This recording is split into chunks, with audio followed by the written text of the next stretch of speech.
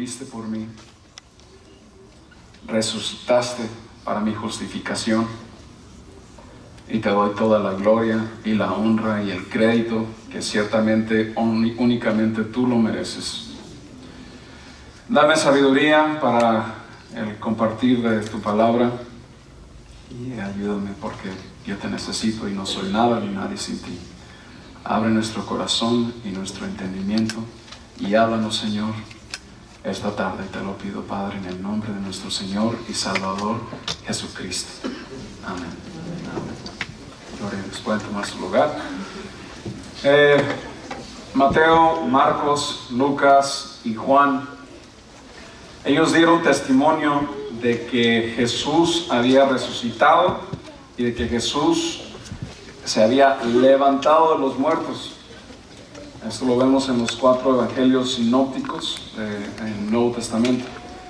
En el libro de los Hechos vemos cómo los apóstoles, los discípulos, predicaban a Jesucristo, predicaban el evangelio, predicaban que a Jesús resucitado.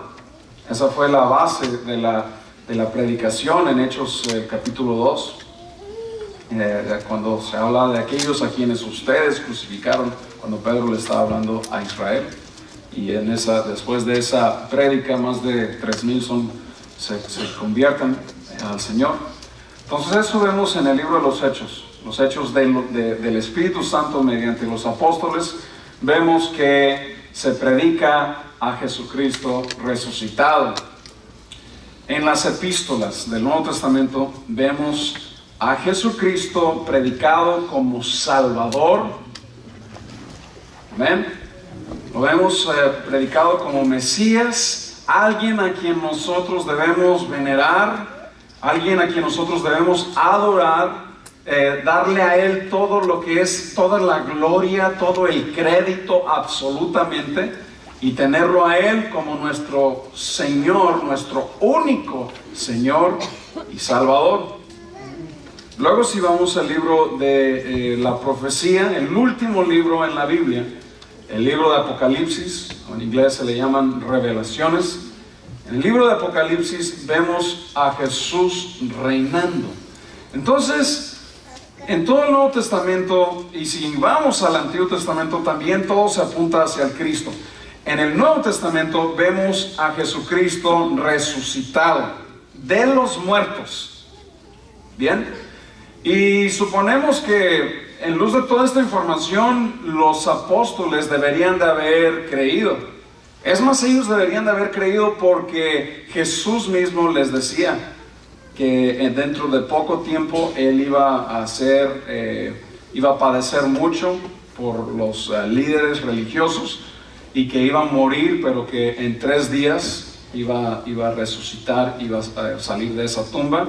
Y daba también, aun cuando hablaba con los religiosos, daba ilustraciones como por ejemplo de Jonás, que así como Jonás estuvo 3 días en la vientre de ese pez, también el Hijo del Hombre iba a padecer, iba a ser similar, ¿verdad? Entonces nosotros nos podemos imaginar de que pues los discípulos, ellos deberían de haber creído. Jesús les había enseñado, de que les había dicho repetidamente, pero como ellos no entendían lo que es la resurrección, entonces como no lo entendían, no lo creían. Ellos mismos no creían que Jesús se resucitaría de los muertos en 3 días. Es por eso que las 3 mujeres llevaron sus especies para ungir el cuerpo de nuestro Señor cuando estaba en la tumba. ¿Por qué? Porque pues las mujeres creían que Él estaba muerto. Entonces, por eso, lógico, ellas llevaban sus especies para ungir el cuerpo. Y cuando vieron la tumba abierta, entonces ellas se asustaron. ¿Por qué se asustaron? Porque ellas, aunque tal vez sabían que Jesús les había dicho que iba a resucitar, pues ellas no creían. E inclusive los discípulos también tuvieron problemas creyendo que Jesús resucitaría de los muertos. Inclusive uno en particular, que es Tomás, Él no creía, acepto que él viera con sus propios ojos y que con sus propias manos él tocara, viera las heridas de las manos de nuestro Señor. Y hasta que ellos vieron al Señor, hasta que ellos creyeron en el Señor, que vieron y supieron con una convicción total y completa que Jesús resucitó, fue después de esto que entonces ellos pues eran una fuerza imparable. Después de que ellos conocieron que Jesús había resucitado de los muertos, nada, absolutamente nada los podía detener, porque ya tenían esa convicción, esa era una realidad para ellos de que Jesucristo había resucitado de los muertos. Amén. Jesús resucitó de los muertos. Ellos lo predicaban, nadie lo podía detener a este grupo tan pequeño, que Jesús había resucitado. Entonces, si Jesús resucitó, también nosotros podemos confiar en absolutamente todas las promesas que están en su palabra. Jesús resucitó. Y Jesús resucita, y dice la Biblia que Él ya está a la diestra del Padre. Esto de la diestra del Padre quiere decir que en Él, por ejemplo en Mateo 28 nos dice que toda autoridad y potestad les daba a Él en el cielo, la tierra, debajo de la tierra, y se nos da lo que se llama o se conoce como la gran comisión. ¿Amén? Entonces Jesús está a la diestra del Padre, en el cielo a la diestra del Padre. Amén. Entonces Jesús está en la autoridad del Padre. Eso es número uno. Hay unos 5 puntos aquí. Jesús actualmente está en la presencia del Señor, del Padre, a la diestra del Padre en autoridad. ¿Y qué está haciendo en el cielo? Bueno, y para eso vamos a ir a la Biblia. Y si volteamos a Hebreos capítulo 7, vamos al 25, nos dice: por lo cual también puede salvar perpetuamente. Perpetuamente, ¿cuánto es? Eso es para siempre. A los que por Él se acercan a Dios, por nuestro Señor, viviendo siempre para interceder por ellos. Entonces, vemos aquí 2 cosas. Una, el Señor está a la diestra del Padre, y 2, está intercediendo por nosotros. Amén.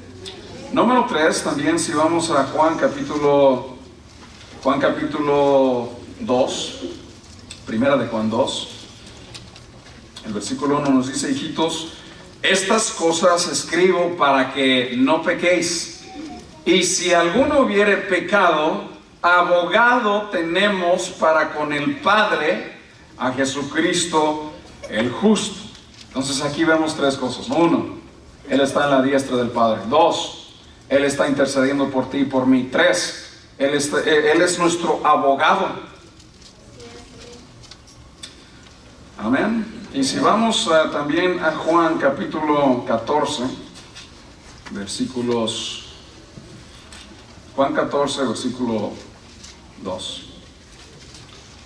El Evangelio de Juan 14, 2. En la casa de mi Padre muchas moradas hay. Si no fuera así, yo no hubiera dicho: voy pues a preparar lugar para vosotros. Y si me fuere, os prepararé lugar, vendré otra vez y os tomaré a mí mismo, para que donde yo estoy, vosotros también estéis. Entonces, veamos varias cosas. El Señor Jesús está en el cielo con el Padre, a la diestra del Padre. Número 2, intercede por nosotros. Número 3, es nuestro abogado para cuando caemos. Número 4, Él está preparando lugar, morada para con nosotros. Y número 5, el Señor nos dijo que no nos iba a dejar huérfanos, no nos iba a dejar solos, y que iba a enviar el Espíritu Santo. Y Jesús vive en nosotros mediante el Espíritu de Dios. Vive en aquellos que son lo que conocemos como nacidos de nuevo. Entonces, si tú eres nacido de nuevo, si tú te has arrepentido de tus pecados, eres nacido de nuevo, entonces Jesús vive en ti, por medio de ti. Que esto es Esto es básicamente lo que quiere decir ser cristiano, permitir que Jesús viva en ti y por medio de ti. Hay varias cosas, o sea, imaginemos, bueno, como si no fuera suficiente trabajo para nuestro Señor, ¿no? De estar en la diestra del Padre, constantemente intercediendo por nosotros, abogado nuestro, preparando morada para nosotros, y también vive en nosotros. Porque ¿qué nos dijo el Señor cuando nos dio la gran comisión? Dijo lo siguiente: toda autoridad me es dada en los cielos y en la tierra. Por tanto, id y haced discípulos de todo el mundo, bautizándolos en el nombre del Padre, el Hijo y el Espíritu Santo, enseñándoles que guarden todo lo que yo os he mandado, y he aquí, yo estoy con vosotros todos los días hasta el fin del mundo. Entonces podemos observar, vemos varias cosas de que si Jesús está en el cielo intercediendo por nosotros, Él vive perpetuamente. Entonces todo lo que está escrito en la palabra podemos nosotros tener la absoluta certeza de que es verdad. ¿Cómo es de que Jesús vive? Bueno, pues vamos a lo más básico de lo que es las leyes fundamentales bíblicas. Número 1, el alma que pecare, esa que va a pasar. Y sin derramamiento de sangre no hay que remisión de pecados, perdón de pecados, Hebreos 9:22. Bien, entonces esto nos enseña lo siguiente. Por ejemplo, observamos a Adán y a Eva. Cuando ellos pecaron, ¿qué pasó? Ciertamente iban a morir, y luego Dios establece un plan de donde en Génesis 3:15, donde se nos está dando la promesa hacia el Mesías, que Cristo va a venir. Bien, entonces desde el Antiguo Testamento, desde Génesis, ya está el Señor poniendo la solución, poniendo la promesa. Bien, entonces Adán y Eva pecaron, y pues como ellos pecaron, ellos tratan de cubrir su desnudez de su pecado, y lo tratan de hacer con sus propias maneras. Esto es otra lección totalmente, eso se llama religión, cuando uno trata de salvarse por sí mismo, como Adán y Eva, que se trataron de tapar su desnudez, su vergüenza por sí mismo. Y eso es lo que sucede cuando uno peca. Naturalmente uno quiere tapar ese pecado, pero la paga del pecado es muerte. O sea, que eso quiere decir que cuando uno quebranta la ley de Dios, la paga es sangre, porque sin derramamiento de sangre no hay remisión de pecados. Entonces algo tiene que morir. Es por eso que Dios, al vestirlos, los vistió con pieles. Eso quiere decir que un animalito tuvo que morir para cubrir sus pecados. Pero eso es precisamente lo que hacían. Nomás cubrían los pecados, mas no lavaban los pecados. Jesús es el Cordero de Dios. Jesús fue inmolado por tus pecados y por mis pecados. Él tuvo que morir y pagó el precio por nuestra redención, por nuestra salvación. Él murió en esa cruz. Es por eso que fue necesario que Él muriera en esa cruz, para nuestra salvación y nuestra redención. Entonces, Él murió para nuestra redención y resucitó para nuestra justificación. Y como Él está vivo, amén, como Él vive dentro de nosotros, lo podemos decir por testimonio propio, como Él vive, entonces podemos confiar totalmente en lo que está escrito en su palabra. Y su palabra nos dice lo siguiente: porque de tal manera amó Dios al mundo, que dio a su Hijo unigénito, para que todo aquel que en Él crea no se pierda, mas tenga vida eterna. Diga conmigo: eterna. En inglés dice everlasting. Ever quiere decir algo como jamás, y lasting es terminar. Jamás, nunca se termina. Eso es lo que se entiende de la palabra eterna, ¿verdad? No tiene un fin. Podemos confiar totalmente en sus promesas. Y para el cristiano, esto de que, bueno, el nacido de nuevo, mira, tú le puedes comprar la mejor caja. A lo que me estoy refiriendo, cuando uno muere, pues típicamente pues se le compra una caja, ¿verdad? Y lo digo respetuosamente. Y muchos puedes comprar una caja de oro, o puede ser básicamente trapitos o una caja de madera. No importa la caja que sea, el cristiano va a también resucitar algún día. Puede ser la caja más fina o la más económica, eso no importa. El Espíritu va a resucitar, tendremos un cuerpo regenerado, un cuerpo apropiado, un cuerpo nuevo para entrar en la gloria. Y si vamos a 2 Corintios capítulo 5, versículo 1, nos dice: porque sabemos que si nuestra morada terrestre, eso se refiere a nuestro cuerpo, nuestra morada terrestre, este tabernáculo, se deshiciere, que siempre se está deshaciendo, ¿sí o no? El cuerpo siempre se está deshaciendo.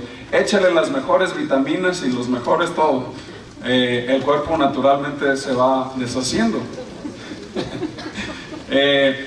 Se deshiciere y tenemos en Dios un edificio, una casa no hecha de manos, sino eterna en los cielos.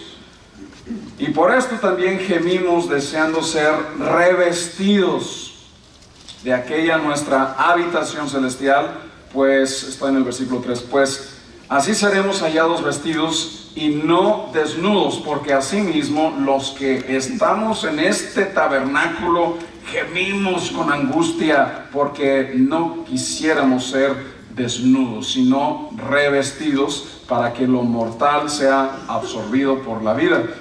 El 5, mas el que nos hizo para esto mismo es Dios, quien nos ha dado las arras del Espíritu. Así que vivamos confiados siempre, diga conmigo, confiados, sabiendo que entre tanto que estamos en el cuerpo, estamos ausentes del Señor. Mientras estamos en el cuerpo, estamos ¿qué? Porque por fe andamos y no por vista, pero confiamos que y más quisiéramos estar ausentes del cuerpo y presentes al Señor.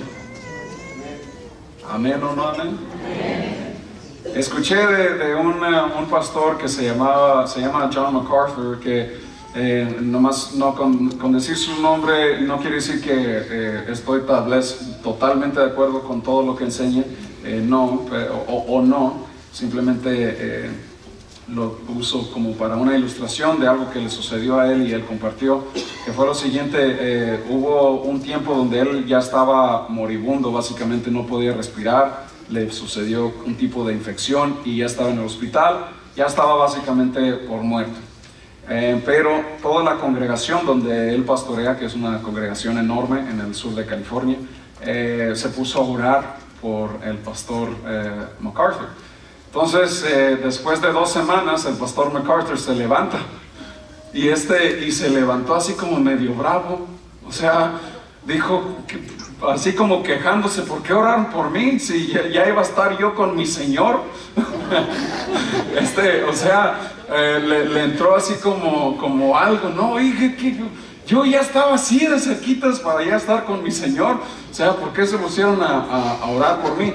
Y él lo dijo, lo explica de la siguiente manera, dice: mire, bueno, pues yo ya era un hombre grande, mis hijos ya todo está bien, mi esposa todo está bien, entonces yo ya estaba listo para estar con mi Señor. Entonces como que hasta cierto punto era como una queja, ¿verdad? Porque el cristiano, pues también en el fondo, el cristiano desea estar con el Señor. No sé hasta qué punto sea una ilustración apropiada. Eso voy con lo siguiente: no debemos temer a la muerte. Si le temes a la muerte, es posible que hay algo por lo cual tienes temor a la muerte.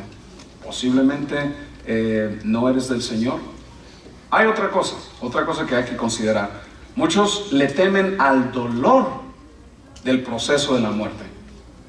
El dolor es el dolor físico, ¿no? Todo que duele el cuerpo, o sea, a ese proceso del dolor de la muerte, bueno, tal vez a eso uno no lo ve con agrado, obvio, pero el cristiano a la muerte no le teme. ¿Por qué? Porque saben quién ha confiado. Y Él vive hoy y para siempre. Y si Él vive hoy y para siempre, podemos confiar en todas sus promesas. Las promesas son reales.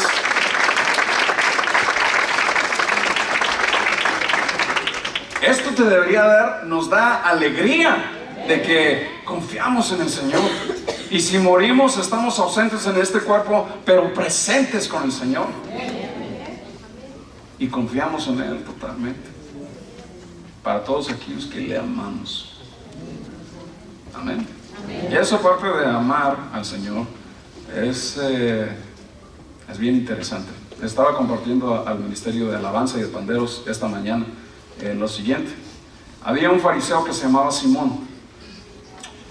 Y estaba, pues era del grupo religioso de los fariseos, y estaba como jugando con la idea de que a lo mejor él sí aceptaba a Jesús, no como el resto de los fariseos. Y hasta como que decía sí, tal vez, posiblemente, de que él amaba al Señor. Entonces este fariseo, Simón, invita a Jesús que vaya a su casa. Entonces Jesús acepta la invitación, y una mujer se dio cuenta de que Jesús iba a ir a la casa de este fariseo. Entonces esta mujer les llega a Jesús estando en la casa de este fariseo Simón. Entonces esta mujer, al ver a Jesús, ¿sabe lo que esta mujer hace? Se lanza a Jesús y con sus lágrimas le lava los pies a Jesús, le remoja los pies a Jesús.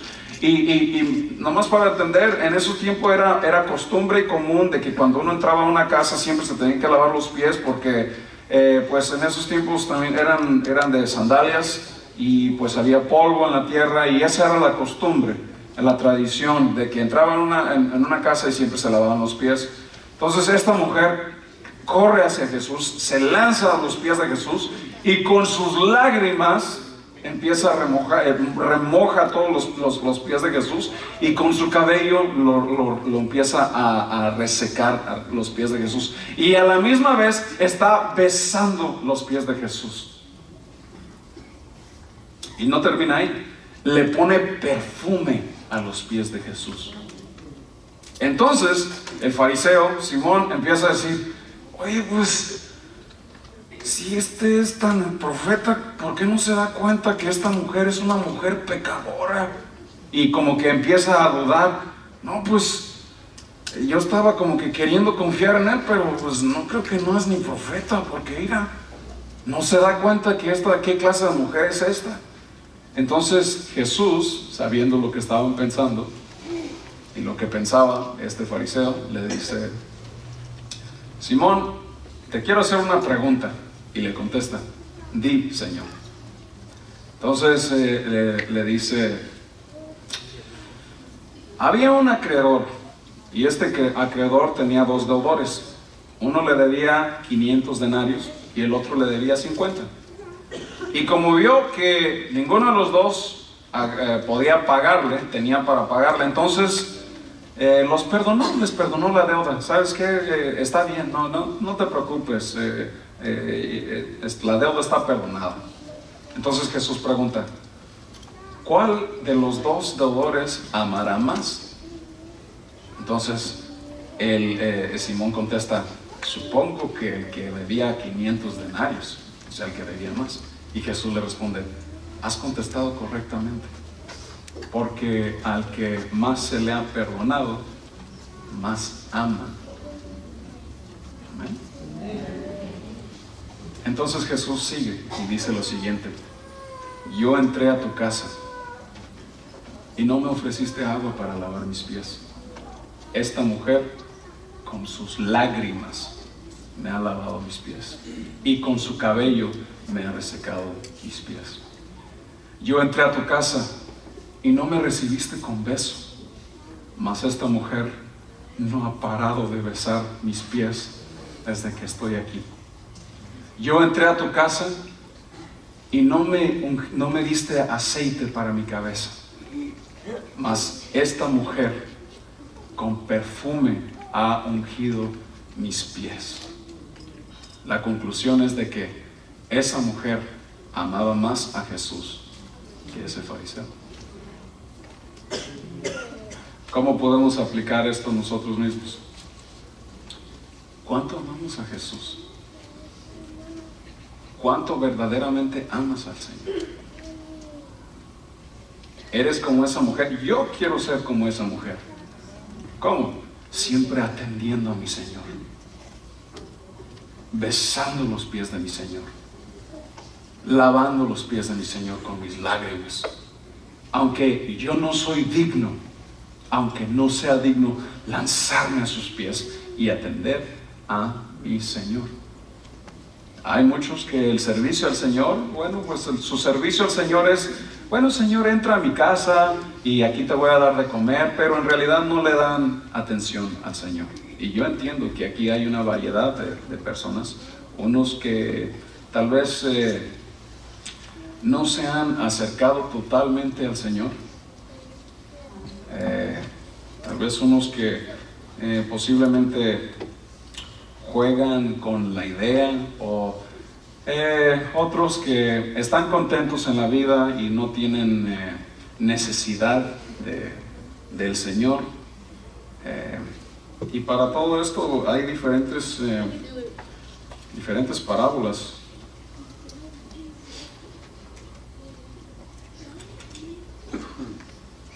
Hay diferentes escrituras.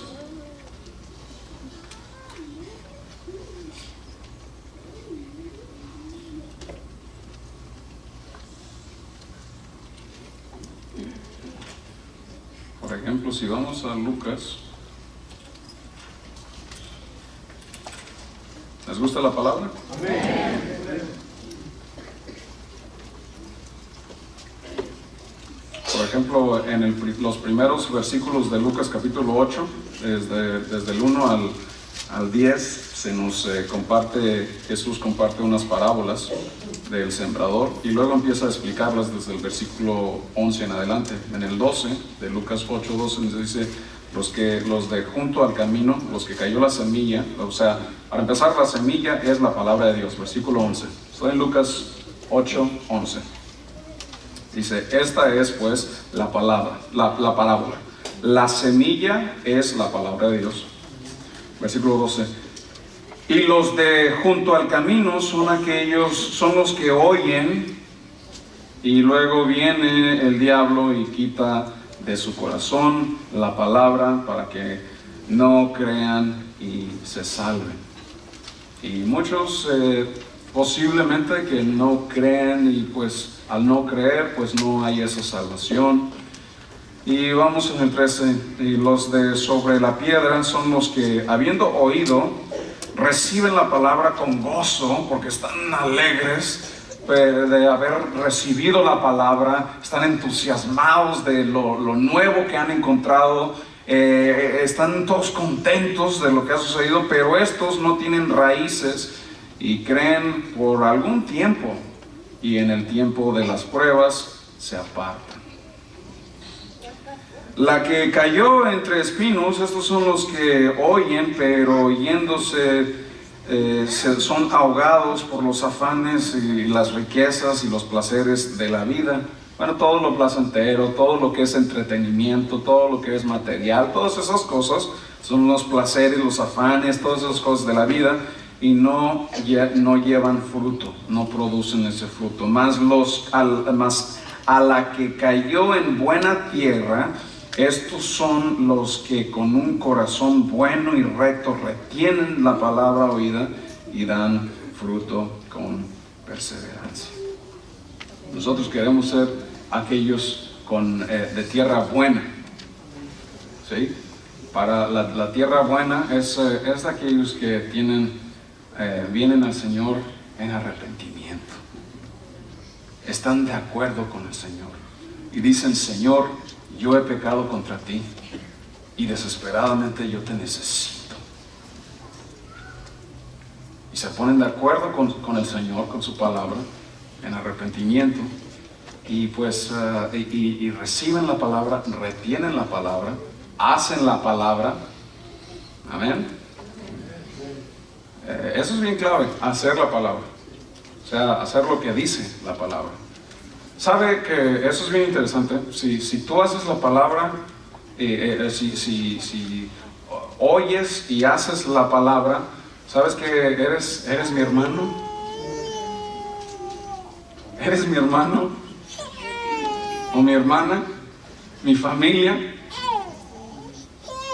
Aunque estén en desacuerdos, no se quieran, no se llevan bien, lo que sea, si ese brother, hermano, hermana, oye la palabra y hace la palabra, ese hermano es tu familia. Nos dice en el versículo 19, entonces su madre y sus hermanos vinieron a él, pero no podían llegar hasta él por causa de toda la gente y la multitud. Y se avisó a Jesús diciendo, tu madre y tus hermanos están fuera y quieren verte. Entonces, ¿qué les dice Jesús? Él entonces respondiéndole les dijo, mi madre y mis hermanos son los que, ¿qué? Los que oyen la palabra de Dios y la hacen. Amén. Qué preciosa es la palabra, ¿verdad?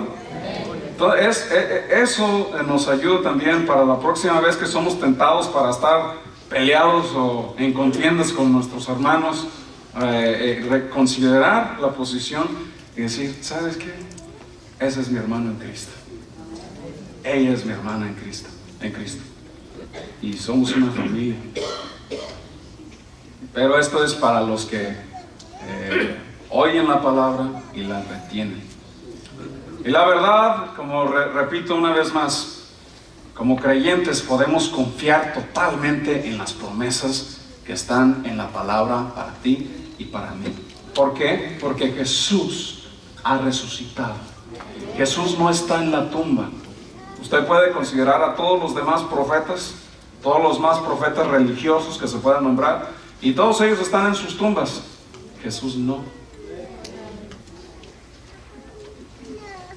Y Jesús, no por presumir nada, sino por declarar una verdad, dijo lo siguiente: yo soy el camino y la verdad y la vida. Y nadie viene al Padre si no es por mí. Mohammed dijo, vayan por allá, porque por allá es la vida eterna. El Buda dijo, vayan por allá, porque por allá es la vida eterna. Jesús dijo, yo soy el camino, la verdad y la vida. El camino, la verdad y la vida. Y nadie viene al Padre si no es por mí. Y no tan solo ahí.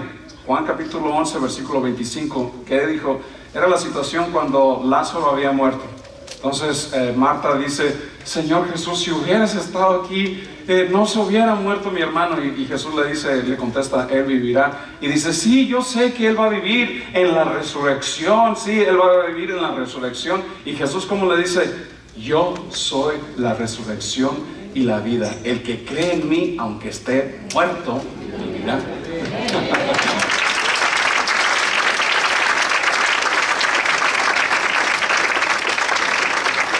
Eso es lo que quiere decir de que Él es el primogénito de entre los muertos. ¿Sabe por qué Jesús resucitó? Porque la muerte no podía detenerlo. ¿Por qué? Porque la paga del pecado es muerte, pero resulta que Él nunca pecó. Entonces, ¿cómo pudo pagar? Él nunca pecó, Él pagó el precio por nosotros, pero resucitó porque la muerte no podía detenerlo. ¿Por qué? Porque Él era perfecto. Nunca pecó, jamás. La muerte no pudo detener a Jesús. Entonces Él resucitó, así como lo había dicho. ¿Y qué pasó? Cambió el mundo entero por la convicción de los apóstoles, que ellos creyeron no creyeron, ellos sabían porque sabían que Jesús había resucitado. Se les aparecía con ellos, es más, en su nuevo cuerpo regenerado Jesús comió peces y pan con ellos, compartió con ellos. O sea, por los próximos 40 días Él estaba con ellos. Y luego Jesús les dice en los últimos capítulos de Lucas, dice, y de Juan, no se vayan, quédense en Jerusalén hasta que venga sobre la promesa. La promesa es del Espíritu Santo. El Espíritu Santo les iba a recordar todas las cosas que Él les había enseñado, y el Espíritu Santo vino sobre el pueblo de Israel para que fueran testigos. ¿Testigos de qué? Testigos de todo lo que habían visto. testigos de la resurrección de nuestro Señor Jesucristo. Y entonces nos dice en Hechos capítulo 1, versículos 7 y 8, nos dice lo siguiente. Y les dijo: no os toca a vosotros saber los tiempos, los sazones que el Padre puso en su sola potestad. Aquí viene. Pero recibiréis poder. Diga conmigo poder. Esa palabra poder es dunamis en el griego. Hoy se usa como dinamita. Tiene su raíz. Pero es poder lo que se refiere. Cuando haya venido sobre vosotros el Espíritu Santo, y me seréis testigos en Jerusalén, en toda Judea, en Samaria y hasta lo último de la tierra.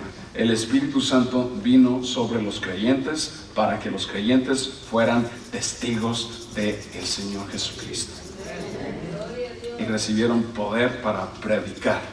Entonces, al ellos creer con esa certeza, con esa convicción, sabían de que Jesús resucitó, todo su mundo cambió. Y así nos sucede a nosotros también cuando estamos convencidos de esta realidad de que Jesús resucitó.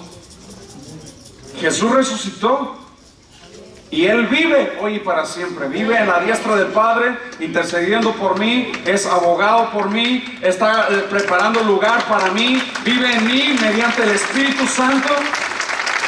El Señor vive, y si el Señor vive, entonces tengo toda la convicción y toda la certeza de que sus promesas y su palabra es verdad.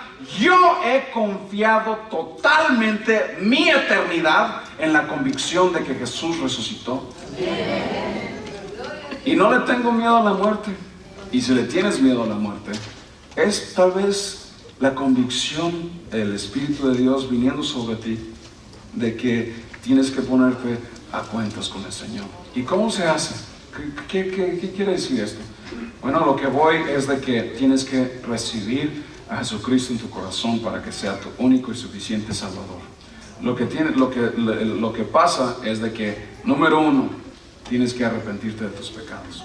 Arrepentirte de tus pecados quiere decir que estás de acuerdo con el Señor y antes vivías de una cierta manera y lo que vas a hacer es te arrepientes, te volteas y ahora vives de otra manera conforme a la luz de la palabra de Dios. Y reconoces que Jesucristo murió en la cruz, resucitó a los muertos y recibes a Jesucristo en tu corazón para que sea tu único, porque no hay de otra. No hay otro nombre bajo el cielo dado a los hombres por el cual podamos ser salvos. No hay otra manera.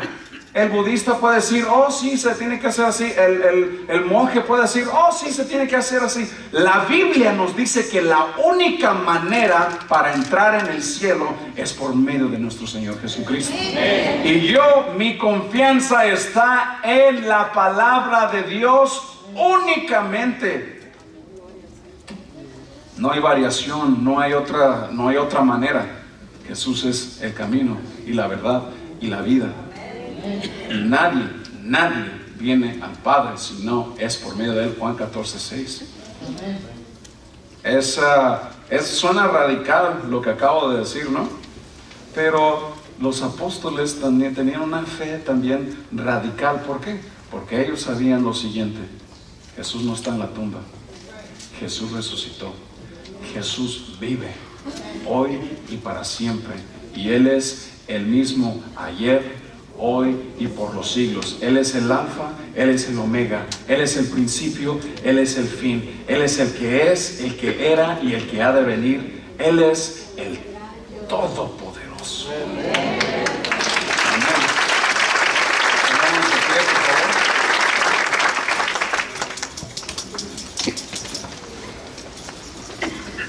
Hoy es una oportunidad para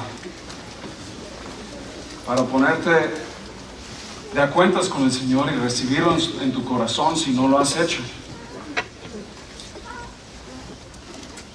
Y para confiar verdaderamente en las promesas que están en la palabra del Señor, para en el día de resurrección no temer, y no venir avergonzado ante el Señor, sino confiadamente ante el trono de la gracia. Entonces, esto fue algo que cambió mi vida para siempre y se los voy a compartir aquí. Yo personalmente le tenía mucho miedo a la muerte.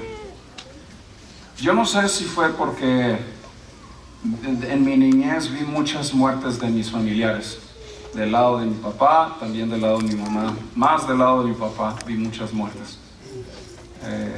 No sé si esto me dio un pánico a mí psicológico o algo, pero a mí me daban pesadillas, solamente el saber de la muerte, ¿no? Y yo recuerdo tengo impregnado en mi mente las muertes de mis seres queridos, de mis tíos, de mis familiares. Los puedo ver todavía en la caja, es una fotografía en mi mente. No sé si tal vez todo eso me daba un cierto pánico, un cierto miedo a lo que es la muerte.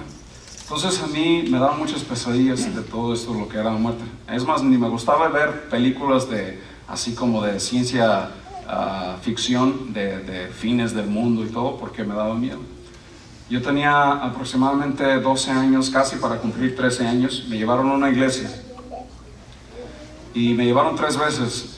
Yo, sinceramente, era una iglesia pequeña, pentecostal, y a mí se me hacía bien extraño. Una vez le dije, ay tía, pero es que la gente está como media loca. Y decía, ¿por qué dices eso, mijo? Dice, es que la señora casi me pegó cuando estaba así y todo. Es que es el movimiento, ¿no?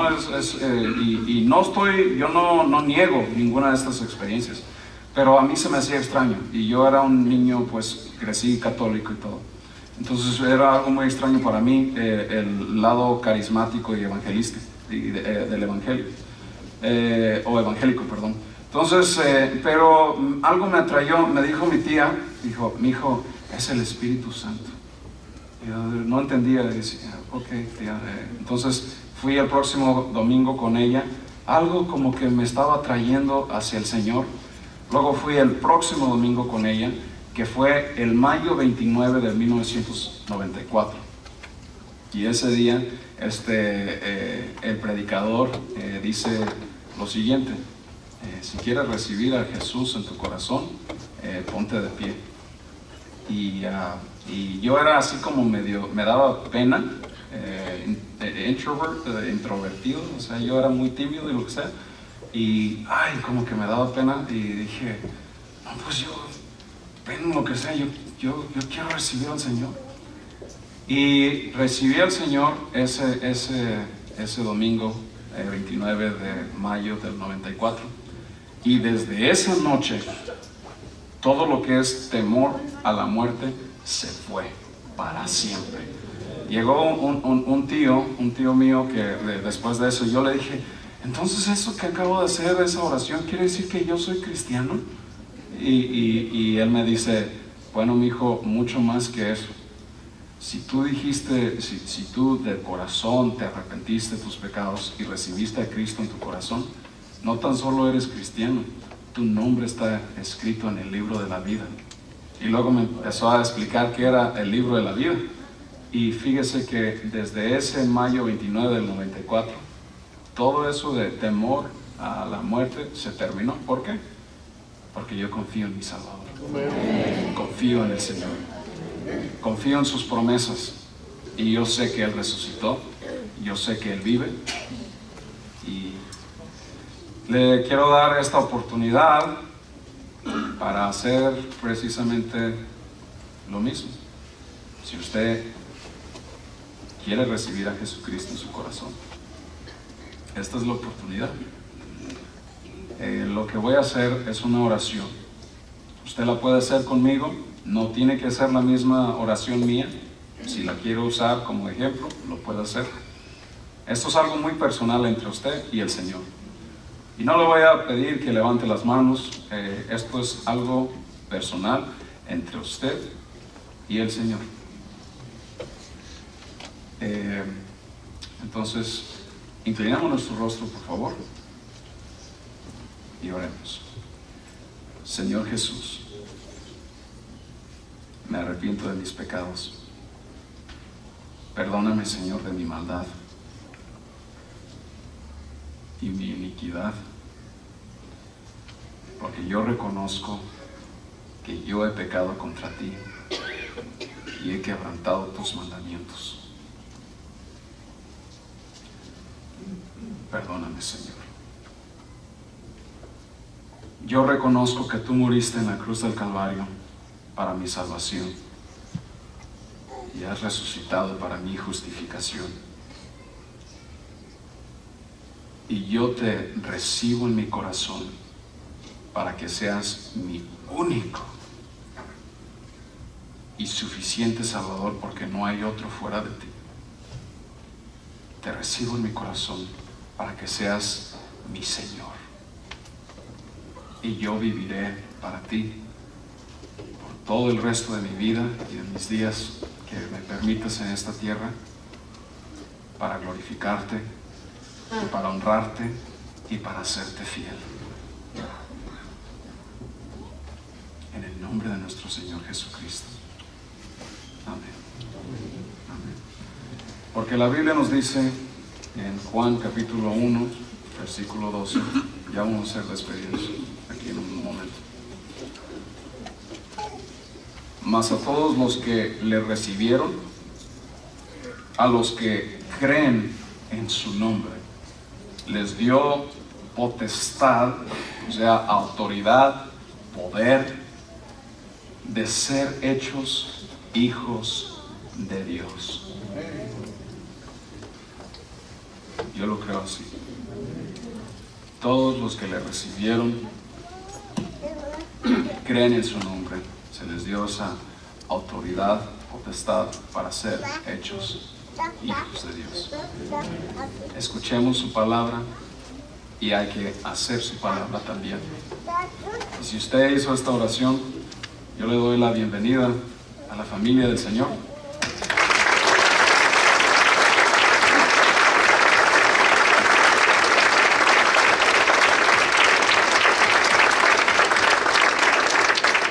Y en el cielo hay regocijo y gran gozo por cada alma pecadora que se arrepiente.